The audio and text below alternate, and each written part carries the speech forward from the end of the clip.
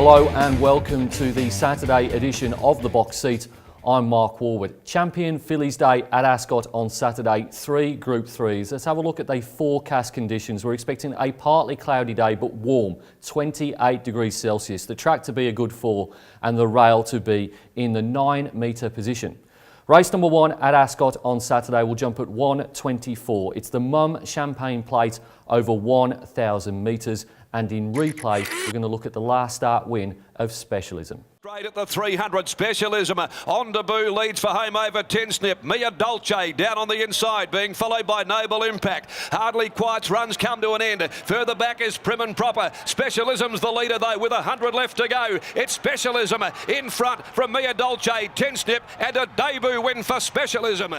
Specialism made a winning debut at Ascot 2 weeks ago and made it 5 winners from 5 runners for her dam Claire Castle. Has been very kind to Paul Jordan and the Lima Syndicate. I really like the fact this horse drops back from the 1100 to the 1000. I think that will suit. I think Specialism can go back to back. Goes on top from number 4, Mia Dolce. Was 3/4 of a length behind Specialism in the replay race. I do suspect, in spite of the weight swing of 2 kilos, that Mia Dolce will be held by the top one. Number 6, Gonna Do, is from the same trainer as Specialism. That's Paul Jordan, and was a length off the triumphant debutante in a trial over 400 metres. Goes in for 3rd. And then number 7, Jevelation, from a poor family.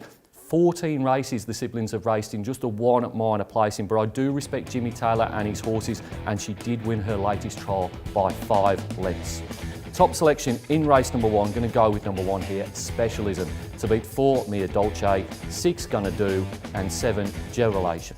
Race number 2 at Ascot on Saturday will jump at 2:04. It's the Tabtouch Better Your Bet handicap over 1,400 metres.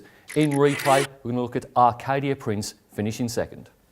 And so's Arcadia Prince. Pike now starts to weave his way through around heels there at the 200. Great Again led Nelson's Flight. Pinball Wizard, Giraffe, and Arcadia Prince winding up, but Great Against the horse to run down his Giraffe. Giraffe quickly descends upon him, ranged up down the outside. Arcadia Prince, but it's another one for Giraffe. Giraffe is... Arcadia Prince has won 4 of his 10 races. They expect him to make it 5 from 11 on Saturday. Very confident. This horse left his run a little bit too late in the replay race, was beaten a length by Giraffe, and Giraffe has come out and franked that form quite significantly by winning the York Cup. I think it's the best bet on the card, or certainly the most likely winner anyway. Number 4 goes on top. From number 2, Mad Brady hasn't won for 1,336 days, but he has placed 3rd in each of his last 2 runs, despite being wide in what were pretty good races won by Giraffe and Frio. Number 5, Broker, resumes off a trial victory, and he did go close to nailing a win or 2 in this grade during his last campaign. He gets a gear change of the lugging bit on Saturday.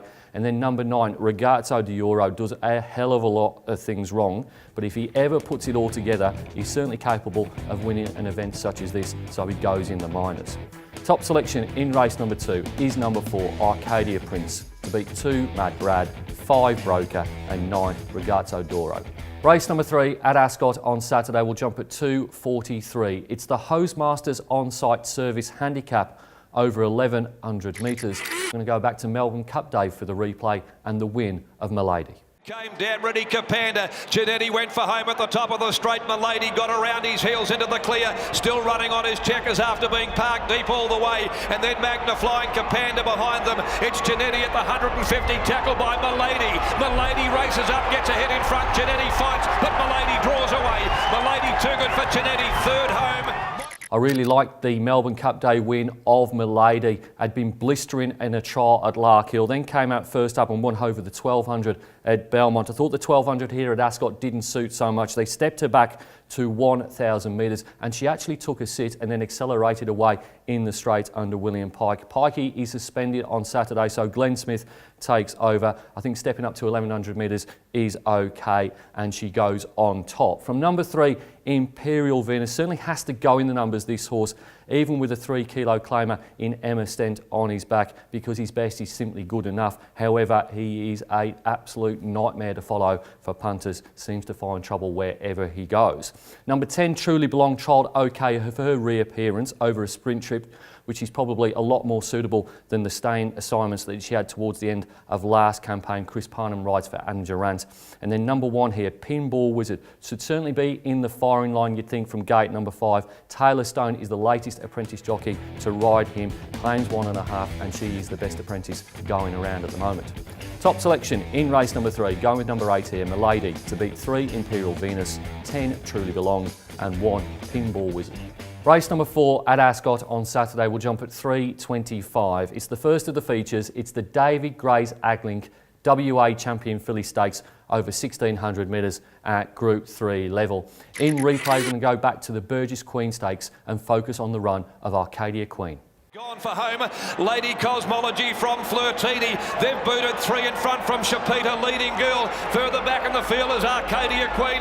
Down to the 150, Lady Cosmology. She's holding Flirtini. Down the outside, Arcadia Queen, but Lady Cosmology, she's too good. She wins, leading all the way in the Burgess Queen. 5 of Saturday's 8 acceptors for the champion fillies come out of the Burgess Queen Stakes. It's clearly the main form reference here, and I think the run of the race was Arcadia Queen. Got a little bit too far back. I think the smaller field on Saturday and the longer trip will suit. Had there been an extra 200 metres in the Burgess Queen, there would have been only one winner, and it would have been her. She goes on top from the winner of the Burgess Queen Stakes in Lady Cosmology. Led all of the way to win that race, and she'll certainly have every opportunity to do so again from gate number 1. Hard to knock this horse.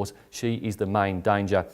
Number 2, Flirtini, split Lady Cosmology and Arcadia Queen in the Burgess Queen, but she was conceding ground late, certainly to Arcadia Queen. Can't see her winning, but she's certainly a place chance. And another place chance has to be number 3, Leading Girl. Probably a length or 2 off the top fillies, but she did prove her class in the replay race. She'd come out of some pretty weak races, beating Pleto and Blackwood River, but she was only 3 lengths off Lady Cosmology from a tough gate. Expect to get a little bit closer on Saturday, but without winning.